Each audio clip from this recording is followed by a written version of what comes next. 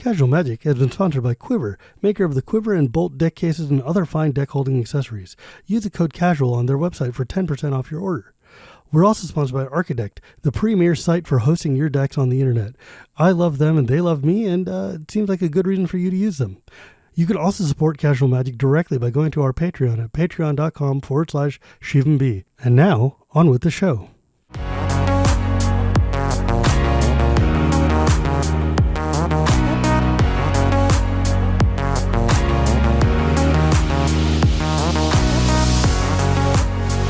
Hello and welcome to Casual Magic, the show where we talk about the fun side of Magic the Gathering. My name is Shivam, Bhatt, and Casual Magic is brought to you by Quiver and Architect and my patrons at patreon.com/ShivamB.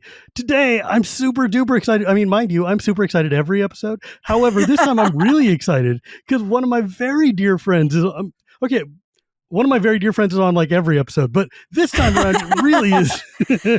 I feel extra special. I'm very dear now. Yeah.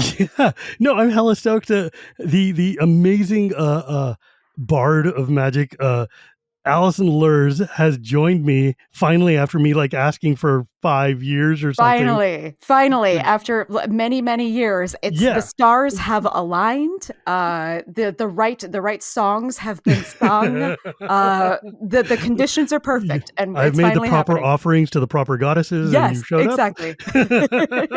Hi, friend. Hello. It's so good to see you again. Likewise. You know, I was just thinking the other day that like we've known each other for almost 8 years now or more. It's close to a decade. Yeah, it's probably a decade at this point. Origin. So yeah.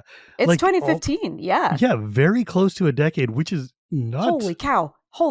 That's a lot, actually. That's a long ass time. That's a long time. It's a long time. Yeah. Because you used to be the community manager at Wizard, and then you became a writer, which is far better suited for you. But now you're at Bungie, so we're just going to get it out of the way. Bungie. That's all I know about Bungie. I am. It's my career has been a long journey, and it started off. We met each other as I was a community manager. You were a prominent member of the community. I believe in making friends. I had just started to become prominent in the community. Oh, you did. It was like the very early like Kaladesh days. Yeah, it was seriously super. Oh man, I have such a good because I saw Yichao, our dear mutual friend. Yes. He was at GDC and came down and we were hanging out and cubing together. Nice. And I was just like, man, I was just remembering. So one of my favorite stories to tell about you is that I came up to, so like Magic Origins happened and, you know, I was like, oh man, Kaladesh is going to be awesome. I'm so excited, whatever. And I flew up to Seattle for other reasons. And then I went to visit Wizards because I'm Shivam and I go where I want to go. But I remember it was you, me, and Sean Main. It was you, me, Sean Main, and Yichao. We went out to lunch together at like a random Chinese restaurant, and I was excitedly telling you all of my theories about Kaladesh, and I was like, "Man, I hope you guys someday make a set. It'll be so cool." And all three of you were just sitting there with these plastic smiles plastered on your face, making just. Oh, what a cool idea! What a nice thought! Wouldn't that be so? And I commend you because literally I was in the airplane going home when across my newsfeed on Twitter shows up and the next set had been announced and it's Kaladesh. And holy cow, it's Kaladesh. Yeah. And I immediately pinged you and I was like, you rancid cow, how did you hide this from me for so long? You are a snake. How dare you hide truths from me? Yeah, we were I remember. And for like 2 hours. It was a long lunch. Yeah. I remember when we were leaving, looking at Sean and Ichao and just kind of going, oh, we did a good job not saying anything because that was really hard. That was really difficult. Oh my God. That was so incredible. Good. And it was just like, I mean, that set was so deeply meaningful to me on so many different levels. Yeah. And I mean, aside from the fact that like, you know, it got me very upset. Yeah. But also, like, it's okay. So people ask me about Kaladesh all the time because I post about it, and I'm literally the brownest guy in Magic, next to Cedric Phillips. But it's like you were such an intimate part of my experience with this set, just because we talked all the time. Which all the time. Now, like in hindsight, I'm like, damn, that's for like somebody who's supposed to be managing a community. You were spending a long time managing me. No, the thing about being a community manager though is like, yes, you are managing a community, but you're also managing those really close relationships of people who have their own communities that they're following.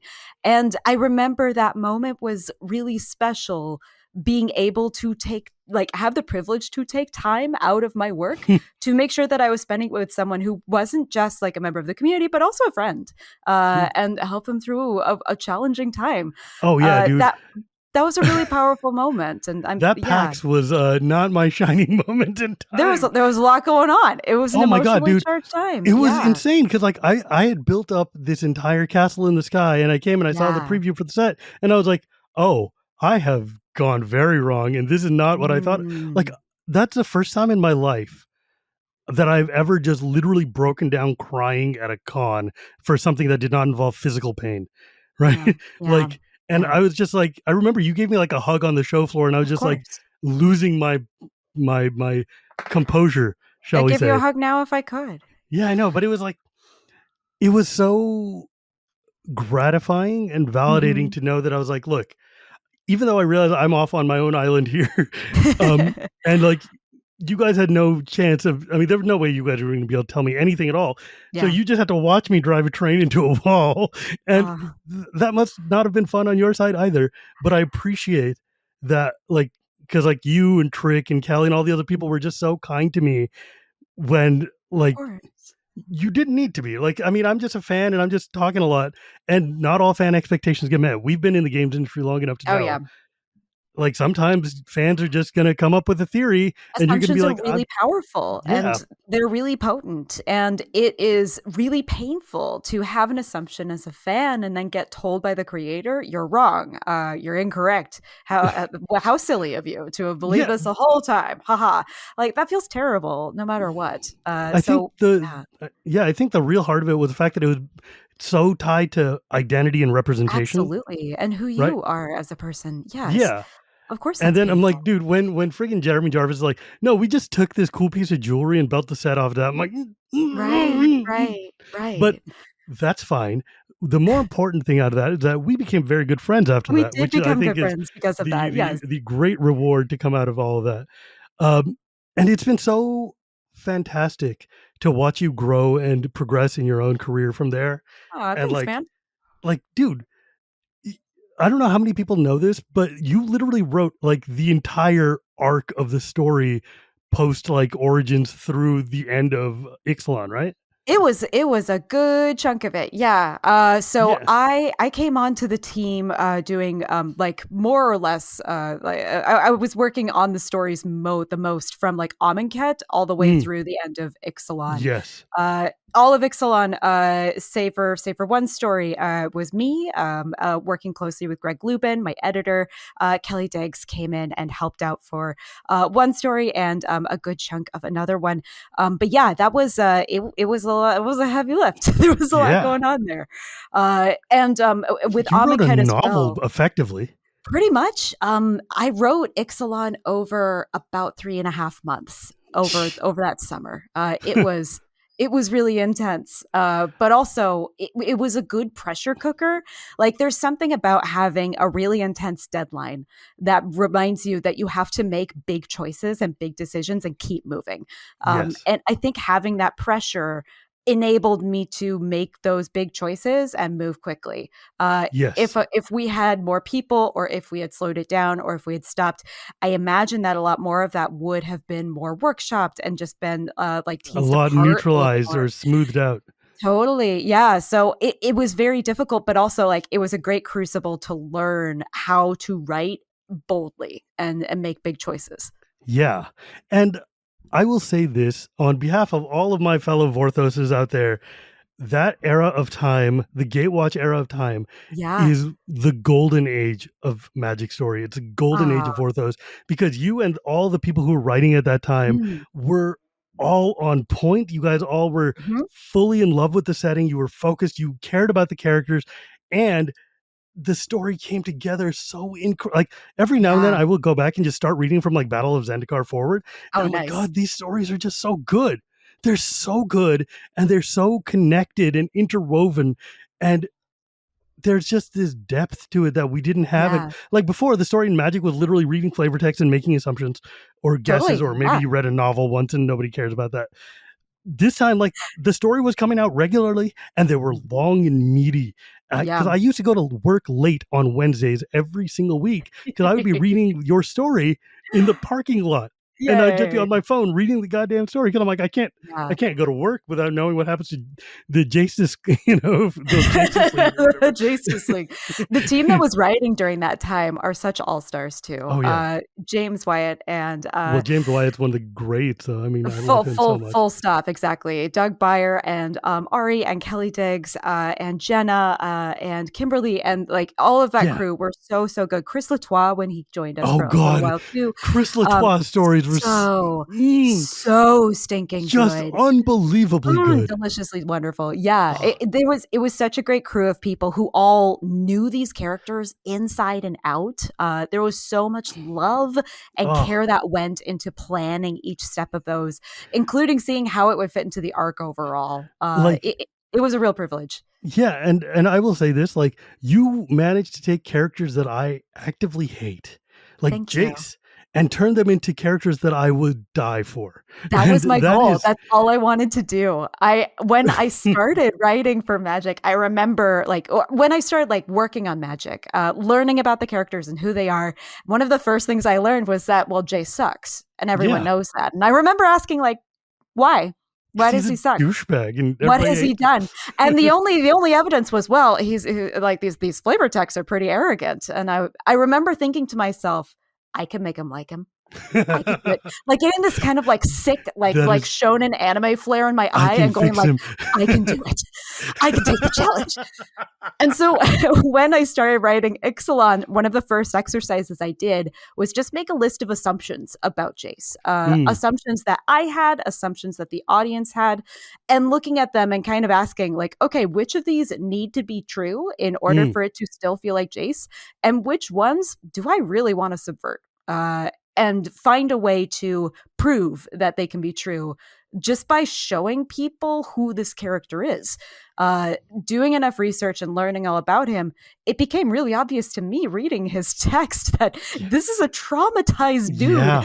He's been like a guy who's locked his memories away. You know, a lot. That's the saddest thing I could think of. And I imagined and I knew that if we were to show that in a story, I think that would turn people around. It did.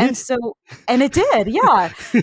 Ixalan worked because it was dealing in a deep trope space of this is someone who has amnesia. Oh, there's lots of fun tropes and ideas that come along with that idea.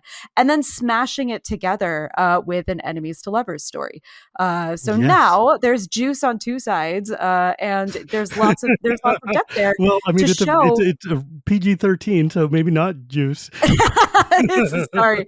But the trick of it is that the audience gets to fall in love with Jace at the same time that Vraska does. Yeah, but we also fell in love with Vraska. And you fall in love with Vraska at the same time. Vraska before was just a random cipher, like a cool planeswalker. I was like, oh, this is neat. But God, you gave her depth and meaning and a cup of tea. And I was just like, I love this woman so much. Yeah, she's Javert. She is so no, she's not Javert. Sorry. Oh my gosh. Jean Valjean. She's Jean Valjean. She is a revolutionary. That is who she is. And her tool for revolution is violence. That's interesting. What happens when that leader has never been allowed to be a leader before because she has never been allowed to be seen as a leader. That to me is really interesting. I don't want to just get into a full-on Allison praise section all day, but I mean, God, you killed that goddamn story so much. It was so good. Just thinking back to that, I'm like, I get angry at Wizard of the Coast because we had the peak Vorthos deep involvement. The fandom was coalesced. We were 100% on board, and the train. I mean, everybody was so excited and energetic, and then the rug got pulled out from under us, and that's not anything we can do anything about.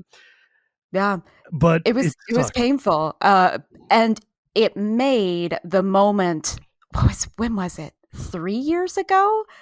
That much infinitely sweeter when I was reached out to by the current members of the story team. And I remember the email started with, we don't want to impose. And we know that you don't want to write for Magic anymore, but if you want to, there's a story that was going to be coming out pretty soon. And we thought about you. And I remember like screaming at my laptop and like typing immediately, like, no, please, let me write it, please. I missed them. Yes. And that was the Vraska story for March of the Machine. I had a conversation with some friends who were like, if they kill Vraska and Jace, I will go to Wizards and hang them all myself. And I was like, they're not going to, but it sure felt really dicey for a very long time. It sure did. Yeah, and yeah. We were none too pleased.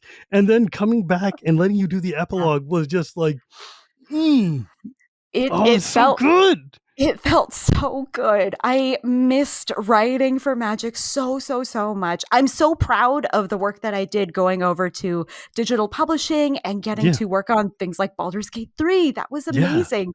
Yeah. And I'm just so thankful that they remembered that little old me existed and that I would get You're so like one of the most popular writers of all time in Magic. Are you kidding me? Come on. I'm just a guy. But being able to come back felt amazing. Believe me, my friend and I screamed at each other. We were like, Allison's back! Yeah! I screamed like for myself. Kermit Flail, the whole thing. Oh my gosh, I was so excited to write that, and then to come back and write the other side of it for Jace was also just oh my god, amazing.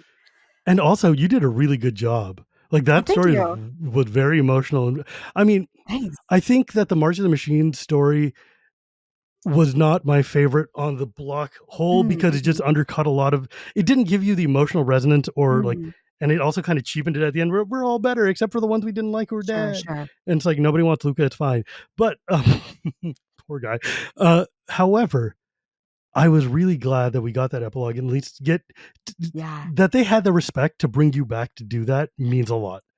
And that's an extra just like complete flash of luck because I definitely wrote that after getting permission from my current employer. And there was a moment which is a miracle. Like that's corporate layer. Super rare. So it felt great to get permission to write that and to be able to come back. Dude, what was that conversation like? Like, do you have to go to your boss and say, so this other IP would like me to finish the story I started for them 5 years ago? Kind of. Yeah, that's more or less how it went. I wrote an email to my boss. I said, hey, so I used to do this and it's for a trading card game, which isn't what we make. So that's what I want to do. And I was really ready for it to be shut down. But Don McGowan was the legal counsel at the time. And he said an immediate, that sounds fun. You can go do this. And I was just like, that's it. I was expecting so much more.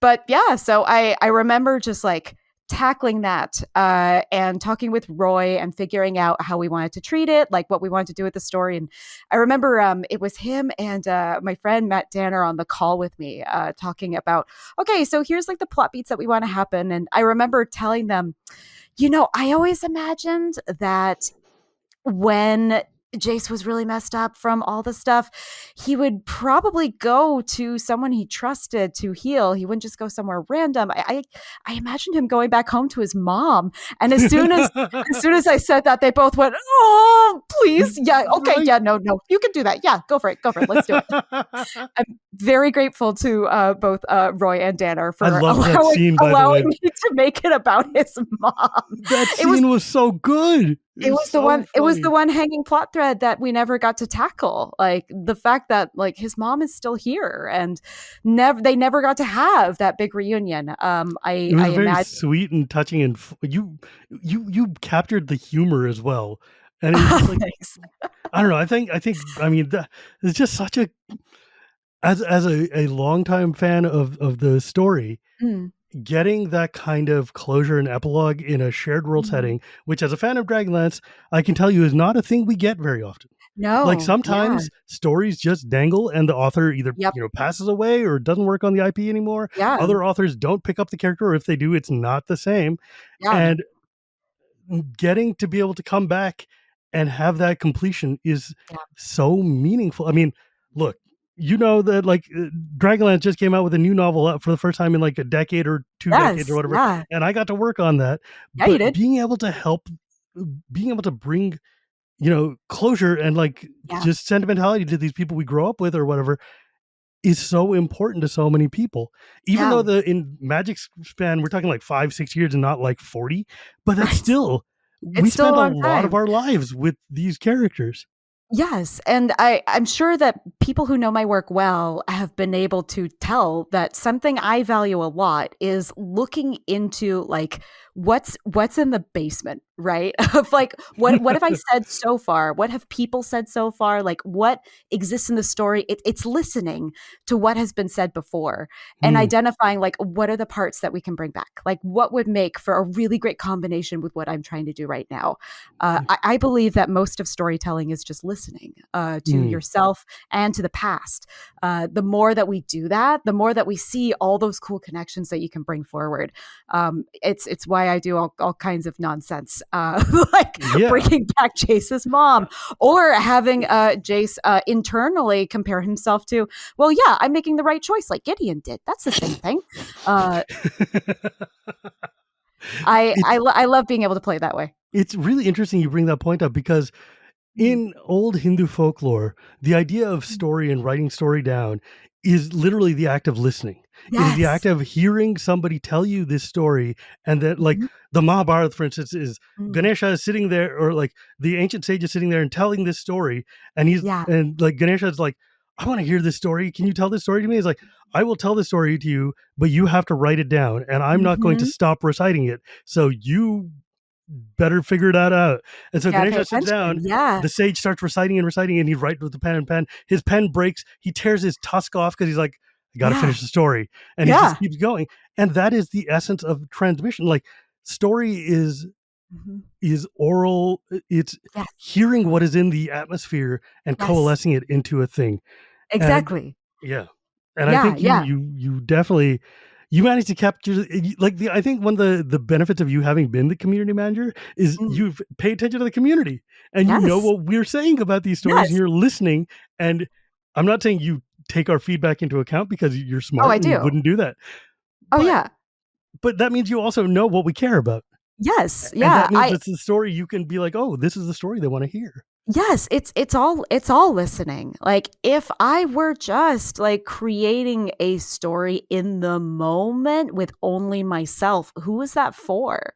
Like you need to be able to listen to the past. I stories are told, like human history is told around the campfire through people Hmm. memorizing stories that someone else told to them. I think that act of listening both to like what you have said, but also to what others have said about the story that you're telling, like that's an act of respect, and Yeah. that's an act of whoever is listening to the thing that's being told, that's respecting them at the same time, respecting Yeah. their intelligence too. And I mean, how much of that came from the fact that your background is theater, It's right? all Like, see, improv. what is, Oh, all of like, it. Yeah. like, No, what all is, all all of it's improv, yes. Yeah, there's a technique to perform long form theater in improv. So imagine a bunch of people on stage asking the audience for like a what's an Christopher Guest movie? it kind of, yeah, like what, or beginning with like just like what is, I don't know, what's an object that's inside of your garage right now that means a lot to you? Like getting that really simple get, and then using that one suggestion to make a 90-minute play that is indistinguishable from a scripted show. That's what I did for a long time, and that's a technique and a specialization that is really close to my heart. And the way that you do it is by listening to what other people are saying. Like all of you collectively are introducing new ideas, while the others are like, okay, that person said the word bank. And another person might make a joke and say like a sentence and go, that sentence is important for later. And so you're building on all of these ideas, bringing back ones that have already been said and making connections, and then just kind of like playing this game of filling up the space with ideas and then making connections as you go. And that's how you do it. Yeah. and like that's what long form storytelling is when it works. I feel like you would be an incredibly good DM. I've never DM'd before. I feel like you would be an incredibly good DM. Thank you. I should. Like that would be hella fun to play through an Allison story. I mean, are you kidding? That would be amazing. I would love to do that. I should get up the courage. We should get together and play a one shot sometime. It'd be super fun. Oh, that'd be fun. Okay, yeah. Next time you're in town for GDC, let's play some D&D. Yeah. I don't know. It's just I just because like you falling backwards into magic is just such a blessing to all of us. like being community manager, like you were very good at it, even though that's a very high stress and sucky position that burns people up. Boy, it got close to me. Yeah. Oh yeah, I remember. It's hard. It's hard. And I was doing community management at a very difficult time. Yeah. Boy, were you. Oh my gosh. I never intended to work in the field that I am. Like ending up at Wizards was entirely like I applied for there's a community management job and it's at a game company. That can't suck. Like that can't be that bad. I learned magic as I was coming into the building. So my first gig was on Magic Online, like the spikiest of the spikes. Oh God. And so here's little old me, like trying to learn magic as quickly as humanly possible, like looking up on forums to make sure that I know what people are referencing. I caught up fast, which is good. But yeah, I've fallen in love with magic ever since. Like whenever I talk to other game devs about like, oh, where did you start and how did you learn? Like magic was the ideal training ground for learning how to be a designer. It is the absolute perfect blend of mechanics and design with creative conceit on top of it. And they both work perfectly in a way that's really clear and obvious and just really harmonious. So I feel really lucky to have learned game design where I did. Yeah, because it forces you to learn that the mechanics have to adapt to the art and the story and the thematics. And if they don't, it feels real bad. It feels really bad. And it doesn't make any sense. And you don't understand what the card does if the art has something that's completely mismatched with what the text is telling you. Right. That's incredible. Yeah. And I mean, have you seen the new set like Bloomborough?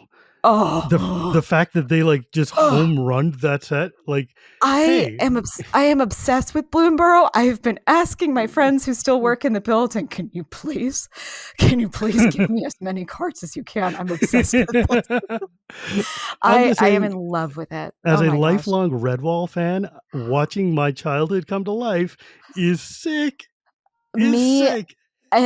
So my family is from the same village that Beatrix Potter is from. So I grew up with everything Peter Rabbit all the time, and this set was just like nostalgia torture. And like they brought it's like so good. The artist like Omar Ram back to look fairy tale style. I'm like, oh my God, it's so good. It's so good. It's been a minute since we've had a set that this perfectly marries mechanic and flavor in a way that's so not magic, but is also magic. And yet entirely is at the same time. Yeah, exactly. Like unquestionably.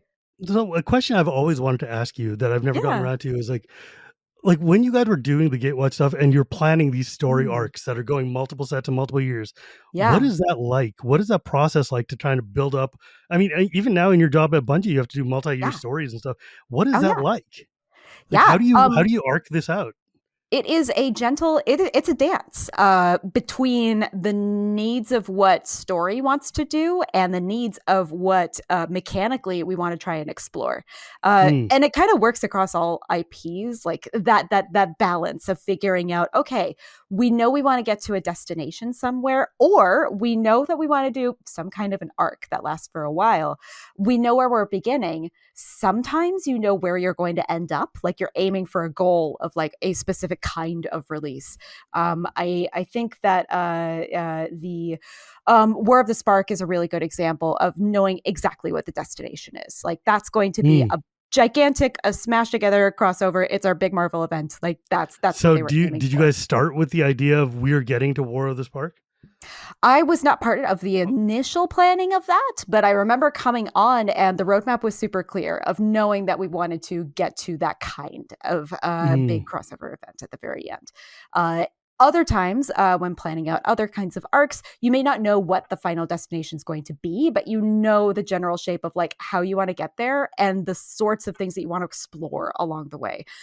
So I know for the like creative and story side, I like making a list of kind of like before, like opening up the fridge and seeing what ingredients are in there. Like, what do we have that we have left sitting around? Like, what threads exist that we haven't touched in a while? What promises have we made that we haven't seen?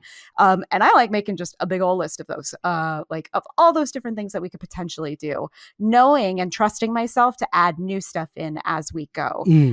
From there, like taking that list of like potential ideas, bringing in design to ask, what do you guys want to do? And which of these things click really nicely with that? And that's kind of how you figure out like what order things might go in or what combinations of like conceit of the creative and the design might go together nicely. So it really is like an act of diplomacy and collaboration to try and make sure that all parties feel like they're being involved because all of them are necessary. Yeah, because like when you look at it just like on a piece of paper, it seems kind of weird that you go, oh, we're going from Indian plane to Egypt plane and Egypt plane to like, you know, whatever, like ancient South America plane. But the story with the bolus beat and going over it and like this whole kind of like carries you around. Helps bring it all like these disparate elements together like a very good sauce. And that's the function of narrative, right? Something I say to my team a lot is that narrative is the most flexible discipline. Like it's the one that can kind of bend and shape and adapt in a way that art and audio and design sometimes can't. And so narrative serves as the meaning that we take from the games that we play. Our job is to make all of those mechanics and all those disparate worlds click and make sense together. Yeah, and like sometimes you look at like Magic and you're like, how many ways can you explain a lightning bolt, or how many ways can you like counter a spell, or just like without these like narrative through lines, the mechanics don't make any sense, and they're just like disparately tossed into a bowl together. But like when you're working on like a Destiny or something like that, like turning a shooting man game into a story that people care about, that is like. I mean, there have been many games in history that have just given up on that entire idea. It's hard. Counter-Strike or whatever. Just like, look, you guys are in a room and they're also in the room and you go bang-a-bang and they go bang-a-bang and you call it a day. Shoot, guy, you're done. You did it. Yeah. I am definitely on the shoulders of giants when it comes to Destiny. I am very new to working where I am. There is incredible talent that puts so much work into finding a way to keep that heart and that core narrative as a part of that experience. And they really did it by creating an incredible cast of characters, a really rich world that you want to go and explore and learn about, and all kinds of mysteries that are a part of it. It's really special to be a part of and help to shape. Yeah, because I mean, I don't want to talk too much about that because I literally can't because I don't know anything about. I mean, I've played it once, just enough to know like how to play a game. Like once I left the games industry, like kind of permanently-ish, I realized I don't have to keep up with every game, and it made my life so much happier. No, you're do not torture yourself. Yeah, I'm like, look, I can just play Civilization and I can just be happy and it'll be great. Exactly. Or like Tetris or whatever. Yeah, there's nobody's trying to put a narrative on Tetris, and so I'm very glad for that. Oh boy, they've tried. Yeah. Boy, have they. I know the blocks have names, and that to me counts as something. I remember when they gave names to the ghosts in Pac-Man, right? Like, I guess Pac-Man's got a rudimentary story, but Pac-Man's got a narrative. It's got a narrative conceit, sort of. Yeah. The other day, I was talking to some friends of mine because we were talking about Basri Ket, who just like is going to be showing up in the future. Love Basri. And I was like, yeah, Basri Ket exists because one day I took Allison and her friend on a tour of the San Francisco Museum of Asian Art and gave you like an hour and a half long lecture about like religion and magic and stuff. And I was like, that was hella fun, actually, now that I think about it. That was fun. I believe that was Garrett Turner. Garrett. Garrett led the development of Basri. He was also the guy who created Brawl, which They are. Okay. Yeah. But it was just like, that was so much fun to just like be able That to we was. take a time out of GDC and just let's go to a museum and listen to me tell you stories for an Honestly, it's hour. something I cherish about our friendship is being able to just like hang out and talk about stuff that is incredibly related to magic and also not at Just all at a not at remote. all. Yeah. I think the my favorite part of this community is, and even just being able to do this podcast, Yeah. like somebody was telling me the other day, it's like, you have found this medium that is so perfect for you, because before you used to be the dude in the cube who sat next to me who used to just tell fun stories all the time, and now you have an audience that can listen to you. And I'm like, And they're all it here. rules. Yeah. It's so much fun.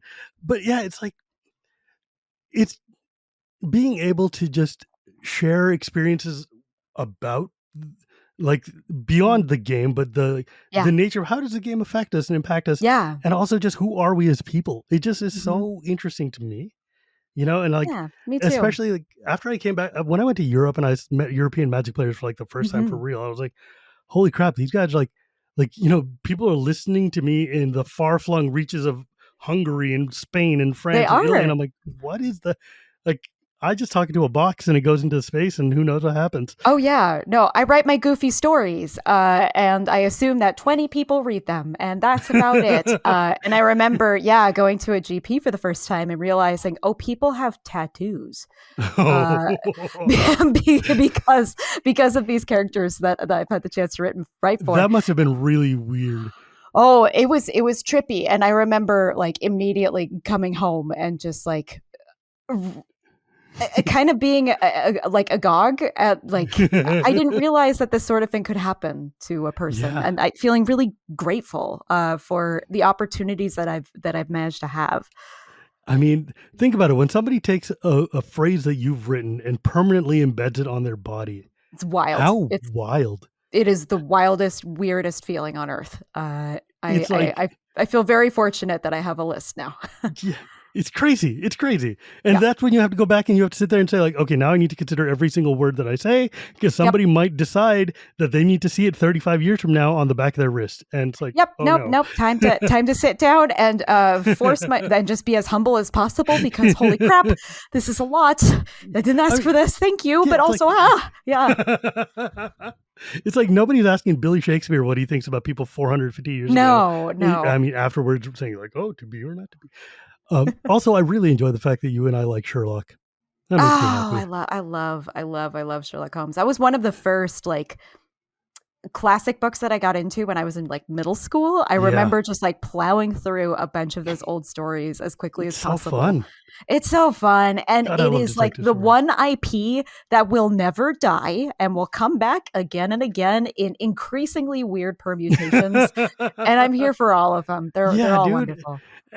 One of my favorite hobbies is just like watching a TV show and discovering later that it's just a Sherlock Holmes pastiche. And it's just like, yeah, Isn't that let's the best? go. I'll do it. I love these guys. I know these guys so well. Let's do it. Yeah.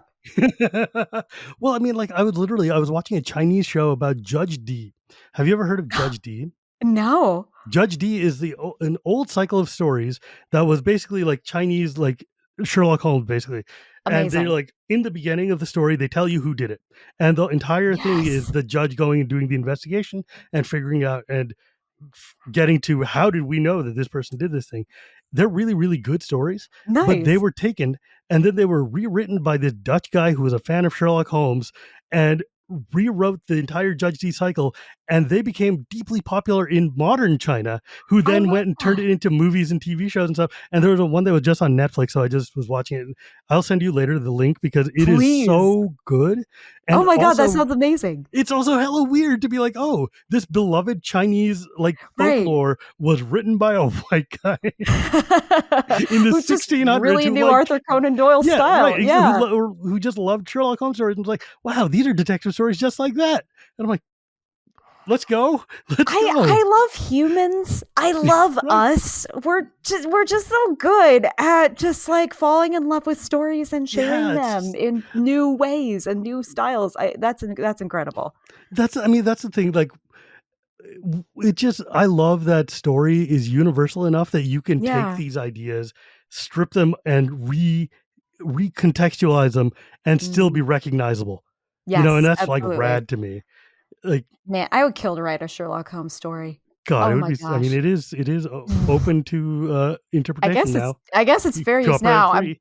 I know. Yeah. I'm Next just time saying, I'm dude. bored. If you have not seen the Enola Holmes movies, which I'm sure you Oh, have, so good. They're God, so they're so good. good.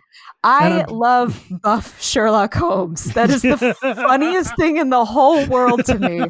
I just imagine him getting like really frustrated and then doing push-ups. Well, I mean, it beats him just being an opium smoker all the time, right? Like, Exactly. Yeah. I You know, don't know. he traded it out. He's getting yoked instead of getting high. That's amazing. Oh man, I don't know. That's just one of my favorite archetypes, and that's why I was Me really too. excited to see Magic go to like Investigation Sherlock Holmes land, and I Yeah. apparently was the only fan of that. I liked it. I I thought liked it was it. really fun. I I love thought it was a detective stories. blast. Yeah. Yeah, I just like detective stories a lot. We don't get Me enough of too. those. Me too. I agree. Yeah, Yeah. I mean, part of the problem is that cell phones make all of this very easy now. Yeah. Yeah, But luckily in fantasy settings, there's no cell yeah. phones. We could just say you can't talk to these people. It's fine. Exactly. Yeah. Yeah, like I was reading one of my favorite authors is a dude named Stephen Bruce, and he's been Mm. writing these books called Vlad Taltos for like 40 years or whatever. And Mhm. each book is in a different genre. And I was just reading one which was Oh, fun. a cover of, or like a copy of Count of Monte Cristo. And he writes it in the Oh, old fashioned style. Like he basically did this oh, whole side story of 5 books, which are literally Dumas retold in fantasy, like with amazing. fencing. And you would love this guy, by the That way. sounds so dope. I I would will. I'll send absolutely you read his name that. later. I think you would absolutely delight. Like the main Thank character is a you. human mafioso living in a world of elves, and Yes. it's also magic and like intrigue and comedy and communism, and it's delightful. Give it to me. That's I think you great. would, and the books are hella thin too, so they're very easy to read. I But love anyways, that. the point is, I was reading this book, and he's like, these guys have telepathic communication, but this character has to get kidnapped and locked away for 600 years because that's what happened to the man in the Iron Mask. Yeah. Oh, well, it turns out he was blocked or something or whatever. Yeah, Something yeah. has happened to take the magic away to make this impossible. Oh Um, no. but it works, and it lets you tell a story of a man getting locked away and then coming out needing revenge because Count of Monte Perfect. Cristo demands itself. That's the story. Yeah. Exactly. God, I Uh love I stories. I really hope that I really hope that I can finish the novel I'm writing. Yeah, I know. You were telling me about it 5 years ago Yeah, but or 7 years ago or something. I scrapped like 2 of them, and then I actually finished one. So right now I am in the middle of edits for a fantasy novel I've been working on for about a year. Well, if you need a So beta reader, I am very good at that. oh yeah, I know. Once I finish the edits, I'm hoping to start querying for an agent soon. But Oh, good. yeah, I love writing. It Because I feels want to really read good. Allison stories and not be limited to mediums that I might have to access or not have access to. Like, and the one of the things about games, especially modern Yeah, games, yeah, is that it's hard to get a full narrative because the it stories are is. all branching and you have to do all these different things, and Hmm. you might not be able to loop back and see the event Which that is the tells. point. Yeah, I know. Yeah. I hate that. I'm old. I want to see a linear story. Yeah. Um, dude, let me tell you, when I get branching stories, that's when my save sum gets used, and I start like Really? just. I have to save both paths and see both paths, or I get real pissed off. You've I'm got like, I you've got paid money for this. FOMO. Yeah. I'm like, I paid money for the whole I story, not for half empathize. the story. It's like, yeah, it's gonna take me 600 hours, but by God, Of um, course I'm going to see everything. Yeah. yeah, dude. What was your favorite part of working on Magic besides telling the stories? Oh, It's a weird softball honestly, question, I know. yeah, no, it's a hard question. I think honestly the answer is being able to learn as much as I could from the people that were around me. Hmm. Um, we were talking a little bit earlier about how uh, creative intersects with mechanics. Learning in depth, like from the inside, the ins and outs of color pie theory was one of Hmm. the highlights of like one of those like moments of learning a new skill or like getting better at your craft that like really caught on fire in my brain. Like Hmm. the idea that a design philosophy could be so cohesive and also so deep at the same Hmm. time. Yeah. Knowing that, like, okay, we're going to write some art descriptions. We're looking at a card, and it's blue, and there's a tap to draw 2 cards. what's the art? And like Oh. knowing now that there's a long list of what you do, you go, okay, it's blue and it's a creature. So it has to be a bird, a fish, like something with a bunch of extra eyes, or like a winged insect, maybe a frog. Like knowing that there's like a whole, like this weird, like almost Categorization. like categorization, but it's also What's more the like word? Taxonomy. reading tea leaves. It's like this weird sort of fortune telling of like, okay, I'm able to decipher through looking inside of this very simple text what this thing might be. It draws too after you tap it. That means that we are actively looking into the future. Like that creatively is what's going on. Maybe it's there's like a magic mirror. Maybe it is a frog with 3 eyes. I don't know, but like the depth of color pie, like, is just, I didn't realize how important it was until I was on the inside and learning how to do it myself. And credit for like teaching all of that entirely goes to the amazing creatives I was working with at the time. Yeah, and it's like it's weird how deeply ingrained that is in Magic, and like it is Magic. Like that's the game. Like if you take that out, then there's nothing left. There's like yellow. It doesn't work. Yeah. Yeah, no, like the trick of Magic is that it's actually just this philosophy of like how the design is built, like what the structure is, and it all falls apart if you take out one part of it. It's a perfect system. Yeah, it's so genius. cool. And I mean, I was just thinking about the fact that there's no card named Hindsight, and I thought that was really weird. Is like there? That seems like a perfect card drawy type of name. How have they not? Surely, that surely that's in a card file somewhere. Like there's a card called Foresight, which is a person with 4 eyes, which I thought was very clever. Exactly, yeah. But like Hindsight, that's a crime. Somebody's got to like backwardly design a card to go with that, because come on, Hindsight. When I worked on Magic, I had a running list on my computer of like, this would be a good card name someday. Oh, did you ever get to work on like the names and flavor team? Oh yeah, that was me too. Yeah, I was cool. So I was doing art descriptions. I was doing names and flavor. I took over after Kelly departed on Modern Horizons 2. Doing like picking out the names and flavor text for that. Wow, I wrote on a bunch of other you were there teams that as late. well. Yeah. That was. I think that was the last task I did. When the hell was Modern Horizons 2? That was like, was it 2020? No, that was. I think that released 2019. Jesus, it cannot have been that long ago. I know. That's so weird to me. I know, it's rough. But I also worked on a bunch of other card and flavor texts over the entire time that I was there. It was a lot. Yeah, well, I guess once you're on the creative team, they're just going to make you do the Modern Horizons 2 is 2021. So yeah, you must have been working on it in 2019. Wow, that's weird. Okay. Yeah. Yeah, because it's 2-year lead time. Dang. Yeah, so, and most of that was Kelly. Pandemic. He did an amazing job. Oh, most of Modern Horizons 2 was Kelly. He did an amazing job. Yeah, that was Kelly was really good at that. Oh, Kelly's amazing. Magic. God tier creative. Absolutely amazing. Yes. I think we have been very lucky that the Magic creative team has been so strong for so long. Like in a 30-year game, it's very easy to see this falling off the rails multiple different times. Oh yeah, yeah. Like actually, in hindsight, now that I'm just saying those words out loud, it's insane that Magic has lasted for 30 years with some tier of consistency and like a through line and like logic and not. I don't. That's wild. I hate to break this to you, host of Casual Magic, but I think Magic might be a good game. I was watching a friend of mine today play Chandelure. Do you know what Chandelure is? Oh, of course I do. Yeah. Man, I pitched Chandelure so many times with folks in digital publishing. I wanted it to come back. I wish it would come back because it's in my opinion the best magical digital expression ever. Oh, it's so much fun. Yeah, for those of you who don't know, Chandelure was the last game Sid Meier worked on at Microprose before he left to create Firaxis. So the guy who created Civilization made the best Magic game there ever was. It came out in like 97, and it's like you're basically wandering a world, and you've got a deck of cards, and you run into enemies, you fight them, and you take ante from them to build your deck out bigger and whatever.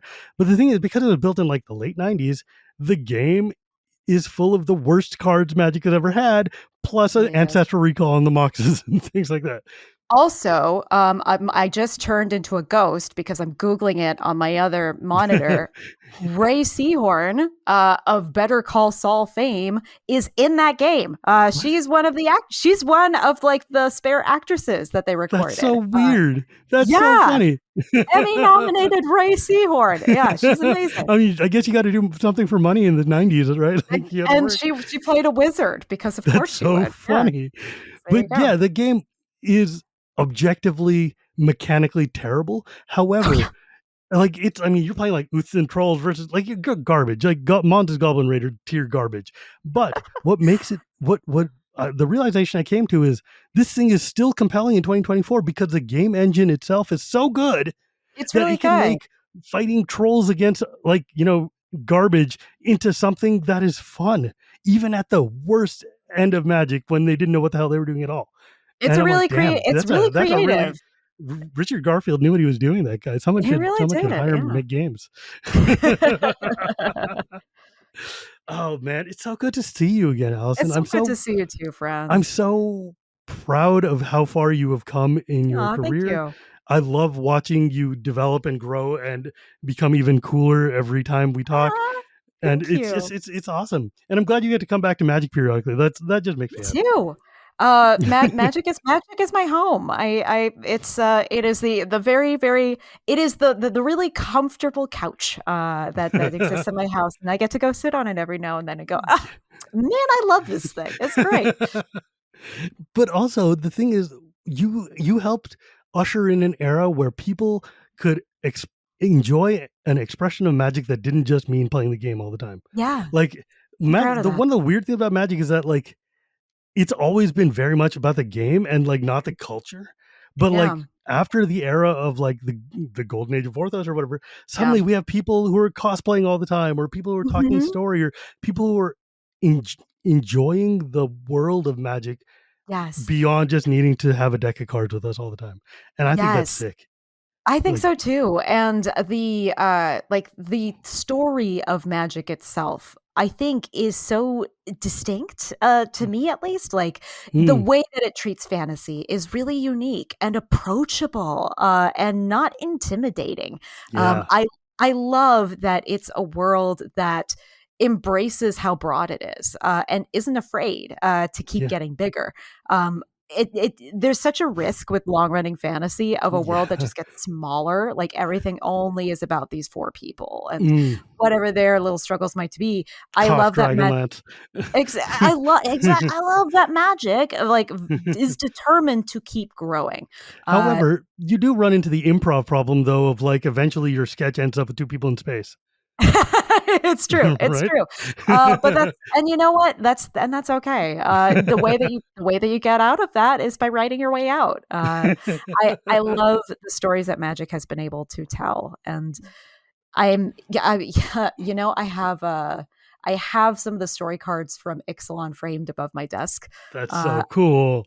I'd show it, but it's my laptop's like stuck here. Yeah. But yeah, no, Magic's always mean the world to me. That's awesome. Yeah. If I could go back, I wish I could write more Yahenni. I miss them. They were fun. God, your Kaladesh arc was so, I mean, it was so meaningful to me that the story of Kaladesh was so good. And it was so, because I remember you guys came to me and they're like, hey, give me some random details I can throw in there. And I was very happy to give you all the details you wanted. I used every one.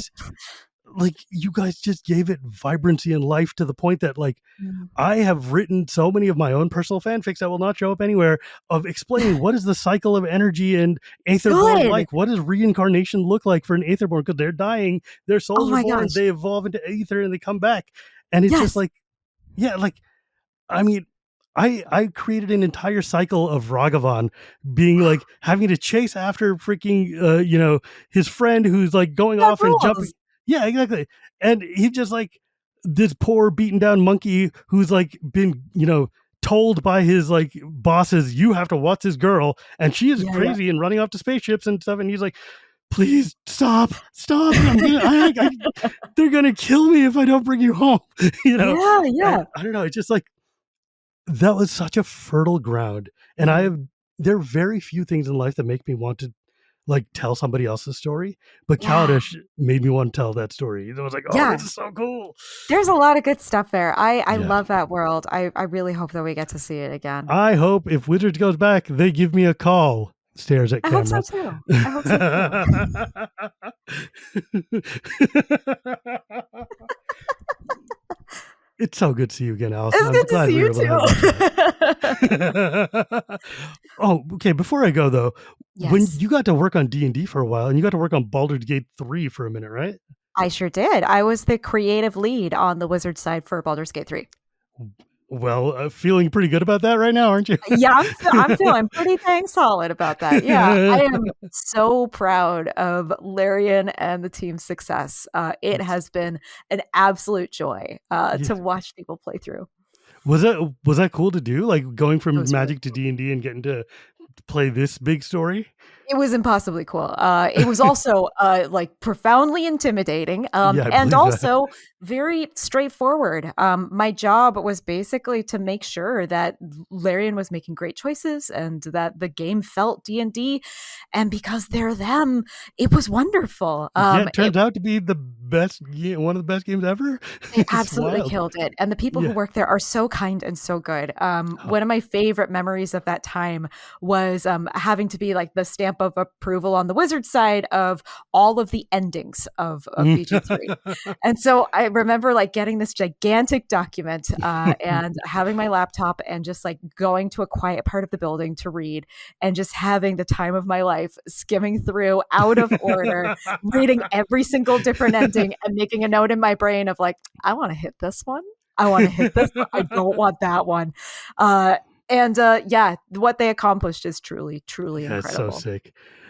Yeah. I mean, like I spent 20 hours in the character creation and then like 15 minutes in the game because then I got distracted by something else.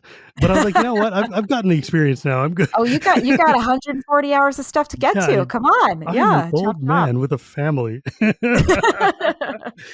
That has not stopped a lot of men with families. Yeah. That is the truth. That is the truth.